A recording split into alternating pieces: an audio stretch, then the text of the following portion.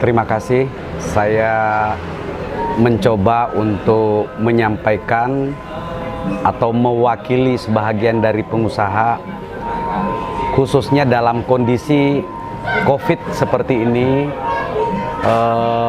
Banyak teman-teman pengusaha yang di luar sana yang boleh dikata mengalami kondisi gulung tikar lah, ya, atau hidup segan, mati juga enggak. Nah, kira-kira dari Pak Yai Dasaat Gustaman saya minta pencerahannya. Kira-kira kiat-kiat apa yang kami lakukan mewakili sebahagian rekan-rekan pengusaha khususnya di hasil laut. Terima kasih. Assalamualaikum warahmatullahi wabarakatuh.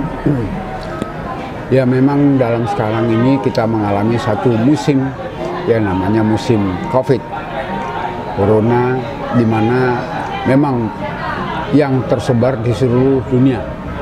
Tidak bisa dipungkiri, negara besar pun mengalami krisis. Negara berkembang apalagi. Pengusaha besar krisis. Pengusaha menengah juga krisis. Apalagi pengusaha kecil. Tapi alhamdulillah kita di negara kita, Republik Indonesia ini, masih ada orang hidup yang di daerah-daerah dengan bercocok tanam, pertanian. Itu tidak pernah merasakan krisis semacam ini. Mereka yang hidup makmur, dia bertani, dia bercocok tanam, menanam rempah-rempah dan lain-lain. Tidak terpengaruh dengan corona ini. Dan mereka hidup di luar. Tidak ada corona di luar berpanas-panas. Justru sekarang dikatakan bahwa corona itu banyak yang di gedung yang ber-AC. Banyak dokter yang meninggal di rumah sakit, kantor-kantor pemerintah yang ber-AC. Semuanya yang di sana yang banyak terkena ternyata. Yang di luar bangsa kita itu bertani, dia menorong gerobak untuk berjualan, ya tidak terkena corona karena memang corona tidak berjangkit di tempat luar yang panas-panas. Jadi alhamdulillah, kalau kita berpikir kiat apa yang harus kita lakukan, pertama dengan kiat yang tidak dilupakan pertama adalah doa. Doa ini harus sampaikan secara rutin. Disitulah ada peluang. Jadi di dalam peluang ini ada namanya teori pendulum. Kalau pendulum ini ibarat jam, sekali ke kiri, sekali ke kanan, sekali ke kiri, sekali ke kanan. Itu asalnya dari Perancis. Teori pendulum lah ini yang akan bergerak. Setelah corona hilang lagi sejenak. Nanti berapa tahun muncul lagi ada penyakit semacam ini. Itu sudah diperkirakan, cuman jenis penyakitnya yang tidak tahu. Contoh demam berdarah. Demam berdarah satu saat bermusim di Indonesia ini, kemudian hilang. Timbul lagi sekian tahun. Malaria sama juga begitu. Penyakit-penyakit yang di daerah tropis. Kalau corona ini memang dunia mengalaminya, tapi tentunya ada pendulum yang akan berhenti beralih ke tempat yang sisi lainnya. Tidak corona terus pasti beralih hilang. Entah berapa puluh tahun lagi ada lagi yang semacam itu, walau alam. Tetapi kalau kita mengingat bahwa selalu ada peluang di tiap krisis. Krisis perang ada peluang, krisis ekonomi ada peluang, krisis politik ada peluang. Jadi contoh kalau krisis politik, negara sudah kacau, tapi ada aja orang menggunakan peluang itu.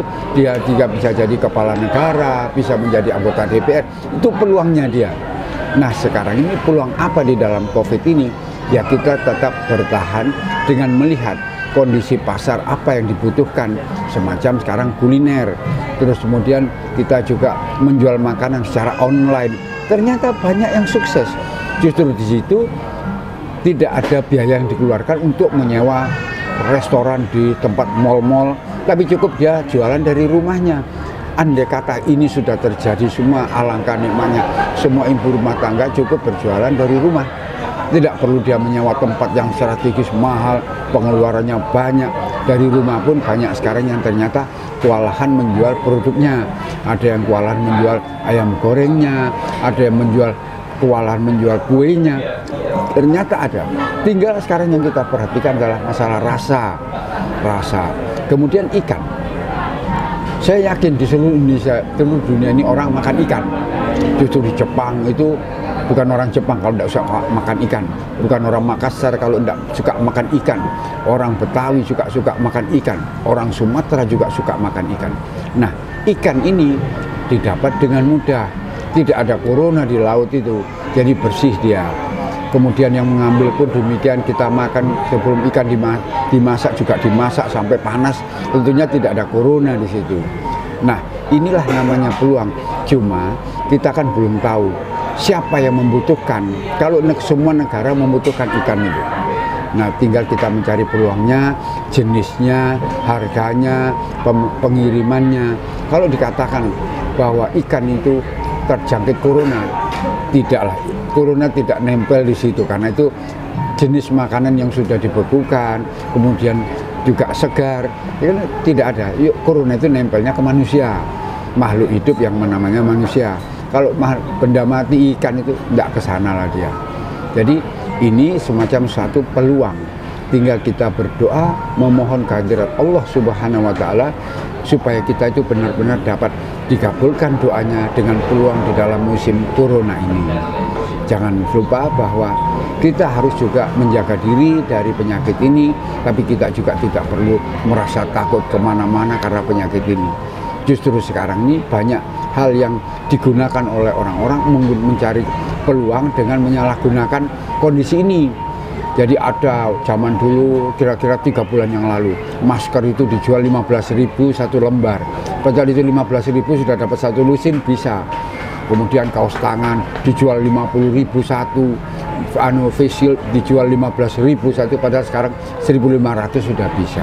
Nah, inilah semua orang-orang yang menjalankan ekonominya secara tidak manusiawi. Justru kalau kita ingin menolong orang, kita harus memberikan harga sepantasnya, kita untung sepantasnya. Insya Allah rezeki itu menjadi barokah. Itu yang kira-kira saya sampaikan ya. Mudah-mudahan dalam kondisi ini seperti sekarang kita berada di warung apa namanya ini. Nah, ternyata warungnya penuh, banyak orang makan, banyak orang datang ke sini pun masih diperlukan secara pesan tempat dulu. Kalau tidak pesan tempat tidak akan dapat tempat ini. Ini kan hebat, padahal tempatnya di Jogja juga tidak di tengah kota, agak tepi sedikit, tapi ramai di tengah. Ini anak kiat-kiatnya mereka dan nilai sosialnya. Saya dengar mereka itu memberikan bantuannya, keuntungannya untuk orang-orang yang mengalami sesuatu yang sesuatu yang tidak bisa dilawan, misalnya